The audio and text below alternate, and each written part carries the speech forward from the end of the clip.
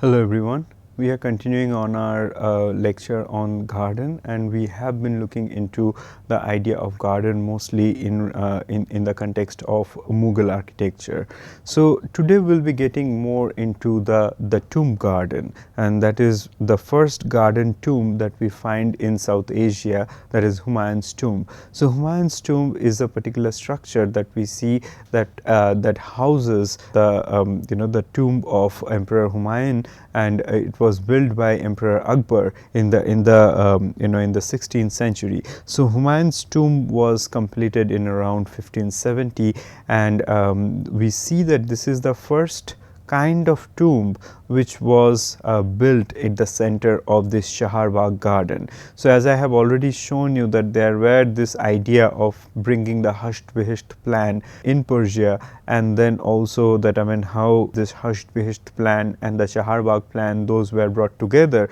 So the example we have looked into from Isfahan, that was from 17th century. However, that idea already was established in the Persian architecture for centuries. So what happened in the Humayun's tomb, we find that this is also perhaps the first and a major architectural project that Akbar had undertaken. And in this structure, if we see in the right side of the screen, in this structure we have this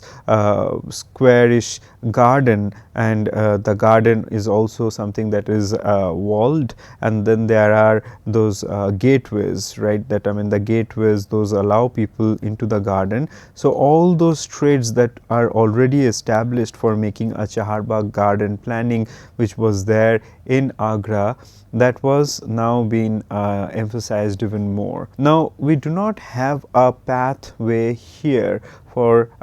not really a major pathway like this kind of entrances that we have in this side of this tomb complex. And why is that? That's because the northern end of the this end of this particular tomb complex, there flowed the river Yamuna. So the river Yamuna, which flows by the city of Agra, that is also there in the city of Delhi, and that is how we find that most of these Mughal monuments, they were situated by the most of the important and relevant Mughal monuments, we find them to be situated by the river for its high relevance in the Mughal material culture and in the everyday lives as well. So what we have here, that there is this particular this Shaharbagh planning, in which there are those water channels, the symbolic rivers. They are there and they flow to the center of this garden, and then this Shaharbagh, or this each of these parts are then further divided into smaller square units. So that is how we find that it's not just like one Shaharbagh planning that is there, but it is also the complexity that had been created within this garden structure. Now this idea of replication and multiplicity we have already discussed in when we were talking about the temples, but it is also something of high relevance. We find them in the Islamic geometric motifs, as well as in the Islamic visual as well as material forms. So why this also comes important is because there have been a long standing debate in Islam that whether to represent something that is figurative. So in terms of that, we find that there have been views on the representation of the figurative motifs are barred or not allowed in Islam, and that is the reason there are high relevance of geometry. However, we see that this view is also not absolutely correct, because we already have the Persian miniatures, we also have the Mughal miniatures, in which the images of the human beings are shown with great details. So that is also something for us to think about, that it's not just the geometry and the figurative expressions, but there are more things to know about. And that is that for a geometric motif which does not have an individualistic edge to it, we do see that, I mean, how a geometric motif, when it replicates, it has that capacity to go towards this infinity, something that we have also discussed in how there are those architectural motifs or the motifs which are used in the religious structures, and when they replicate themselves, and there are infinite possibilities of them being replicated, and that is something that also represent the complexity of the universe. That is also something that also address the complexity of human lives, and then all the the minute aspects of the universe which are created by the Supreme God. In this context, that will be Allah. So that is the reason we find why the importance of this units which can be replicated and which can make this space into this much more in a complex, almost like a miniature version of the complexity of the universe, is something that is practiced in this garden form as well. And we should not also forget that how this garden is also something that is integrally related to the idea of paradise in Islam. So that is the reason we find all these ideas are coming together, the complexity of the universe, at the same time the idea of the paradise, all of them, they come together into this garden planning. Now, apart from the garden planning and then this symbolic streams that we have here, and these water channels which were created for for recreating this Chaharbagh plan, and they all come to they all come to this, they all direct towards this central complex which is square in its ground plan and something that is situated on a high platform. So the relevance of high platform we have already discussed in the Buddhist, in the Jain, as well as in the Hindu context. And for the tombs being situated on a high platform, not only just relate to its relevance as a place which is reserved for this revered personalities, but it is also something that we find that in a tomb complex, in the Mughal tombs or also in the other Islamic tombs, in many of those tombs we have the this one particular site to mark the grave on the ground level, and in the underground level or in the basement we have the actual grave. So for that reason there are always there is a need for having this two-storied planning on for example, if the people in Humayun's tomb, people climb up the stairs and then they walk around in this plane on the platform. On this platform inside of this tomb complex there is the grave of Humayun we find, but that is not the actual grave, that is only the symbolic grave which marks the space where Humayun's body actually rests, and that place will be there in the basement. So that is the reason there is a need for these two-storied buildings in this Islamic tombs. So on one hand it also gives it also gives priority, or it also shows their reverence for the departed soul, but also at the same time it serves this twofold function for having this one symbolic grave and one actual grave in the same complex. So with this we also find that this entire structure is then situated on this high platform, and if we look into the planning of it, then we know that here is a clear example of the Hasht Bihisht plan. So at the center there is this one octagonal unit, and alongside there are those four units here which are which all are identical, and then there are those other units. So altogether there are those 8 units around the central one. So that is how this Hasht Bihisht plan is created, or this plan of the 8 heavens is created. So this plan, as we see all these wings which sort of come out of this squarish structure, they are here. So these are the wings that we find, they are sort of projected out of this central tomb structure, and there are those 4 wings in the 4 sides, and in the central part there is this one unit or this central room where the grave of Humayun, or the symbolic grave of Humayun is kept. Now if we see some of the architectural motifs that we have already started looking into, there is this high arched gateway or Iwan, which we have already looked into in Fatehpur Sikri, and then there are also this slightly lesser this gateways, or like slightly lesser in size, but they also are replication of this central gateway or the central Iwan that we have. There are small minarets in the corner that we have here, and then also there are this very important this chhatri structures. Those are also there on the top of each of these projections or the wings. At the center we have this high imposing dome that we have here, which also came to be of high relevance in many tomb structures in Islam.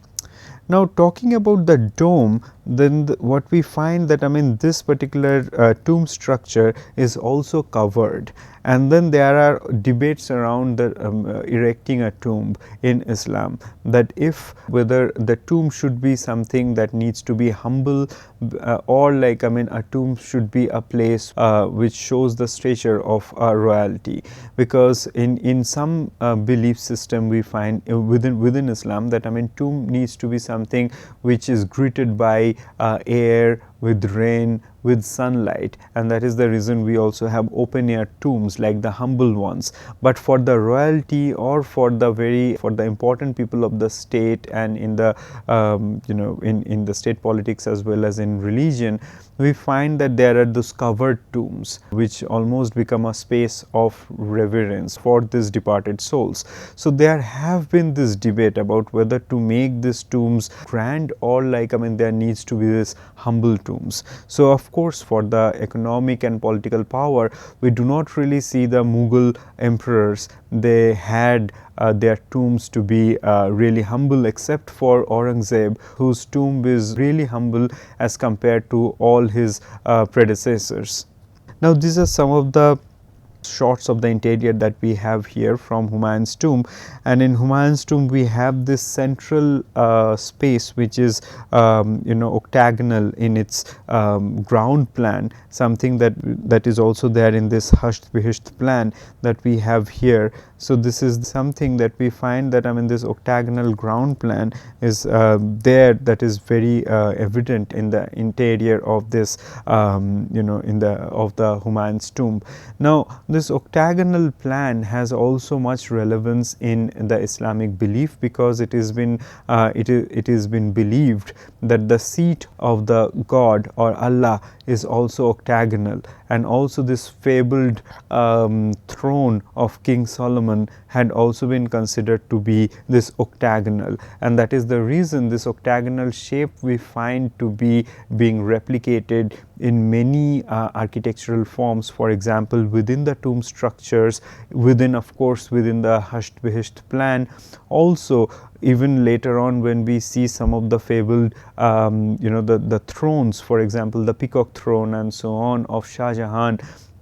even there we find this octagonal plan has been carried out. Now, apart from this octagonal plan, the units and the use of the red and the yellow and white stone, like the white marble and the red and yellow sandstone, there is also another feature of this tomb complex which is of importance, and that is here we find in the left side of the image, as we can see, that the dome of this Humayun's tomb, this high imposing dome, this is actually a double dome. So, what is a double dome? So, double dome is something in which we have one dome here, and then on the top of that also supports the outer dome on the top of it, and that is how the outer dome is supported by this structure which lies beneath, like this one. And so there is a possibility to have these imposing high domes which on the which would not have been possible otherwise. So that is the reason what we have here, that many of these imposing, like really monumental tomb structures in the Mughal context, we find them to utilize this double dome structure, which is highly stable, and they also give monumentality to this tomb and the other structures. So from there we also see that there are some of the other monuments and the tomb structures that came into being, and from there if we see that the Humayun's tomb is this tomb complex in which in the center of the Chaharbagh this tomb complex was situated, then we also see there are some of the other tombs which were built in the later times, for example in the 17th century and also in the later times. So they were situated,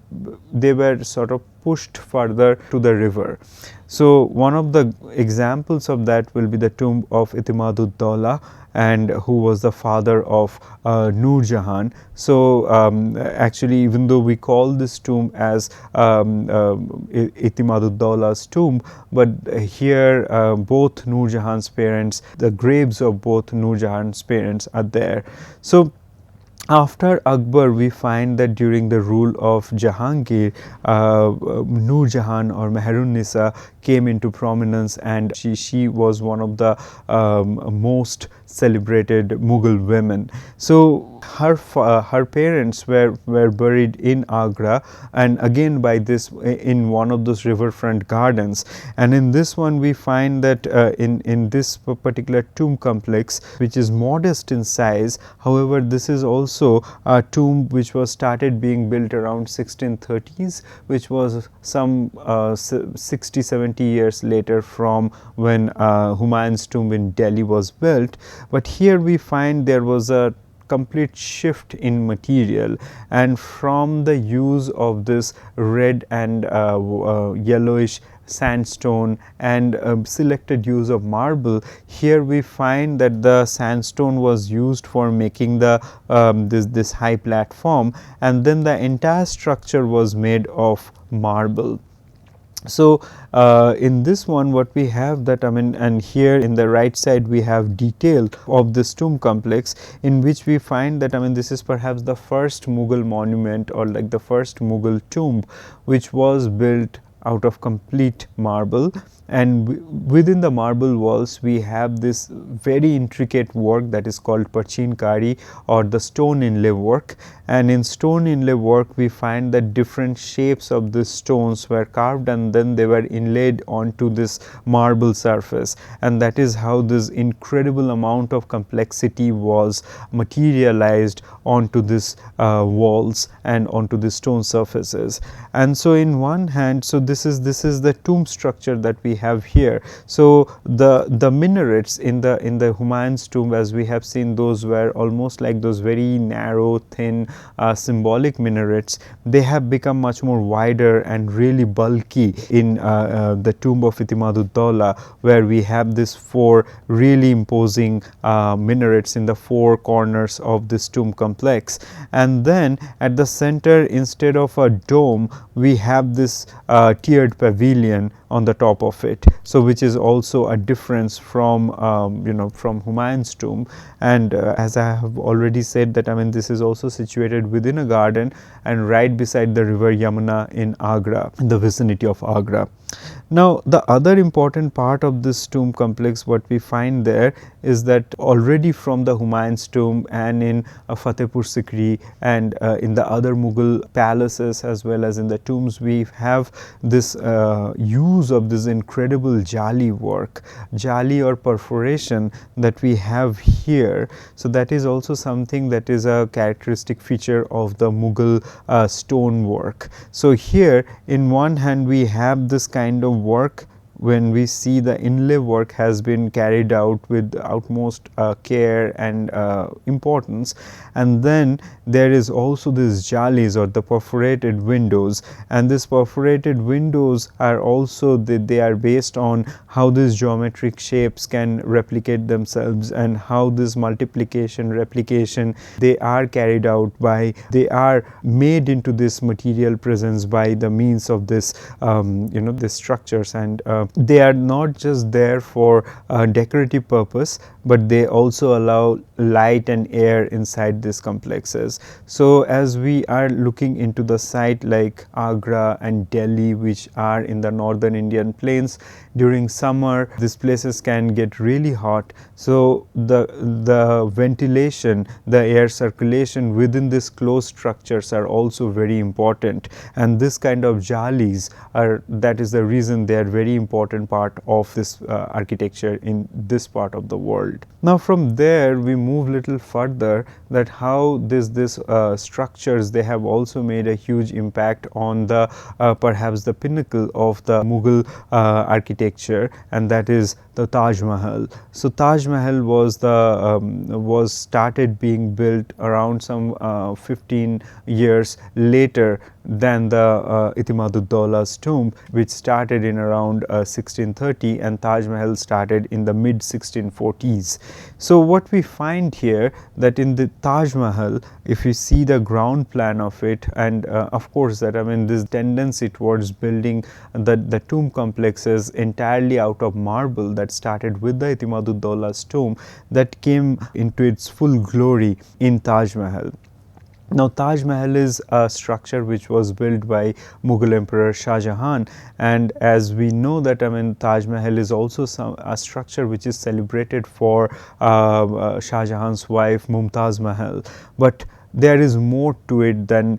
Taj Mahal being a symbol of the love between Shah Jahan and Mumtaz. So we see that, I mean, in one hand that Taj Mahal is the primarily it was made as the grave or the tomb of Mumtaz Mahal, but also we see, if we follow the career of Shah Jahan and his aspirations for making architecture, then we see that either way Shah Jahan wanted to build an architecture which will symbolize the glory and the power of the Mughals, and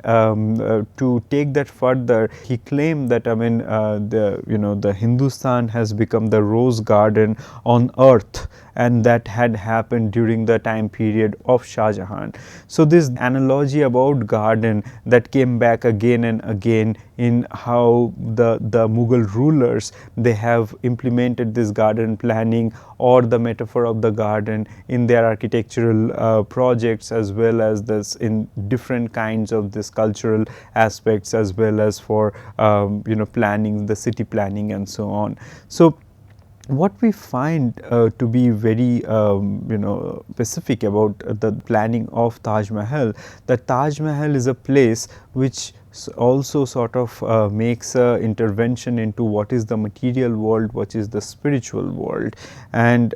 here is the entire planning of the site, which is oblong, which is rectangular, and in this one we have the implementation of the Chaharbagh planning at the center. However, we do not really see the tomb complex to be there at the center, but now that is moved to the further north, and that is right beside the river Yamuna. So this is something that is there, and it was made deliberately to have the vista like presence of this monument, which can be seen from the other side of the river. Now if we also follow that what all was there in this entire complex, we see that, I mean, it is not just the garden and the tomb complex which was part of this entire planning, but there is also this Nahabat Khana, and then there are the other tombs which were of the other Mughal royals. And then right outside of that, if we see this particular area from this satellite image, here we find that the thickly populated bazaar had started. So there is the this bazaar which is congested, which is chaotic, and there are many lanes and by lanes and people and different kinds of hustle and bustle of the city that is going on. And as I have already mentioned that in the 16th and 17th century, Agra was one of the most populous and prosperous cities in the entire South Asia. So from that hustle and bustle, from the chaos of the city, from the bazaar, then suddenly once you enter into this tomb complex, into this garden complex, then that makes an intervention into the entry from the material world to the spiritual world. And that is something that Shah Jahan had originally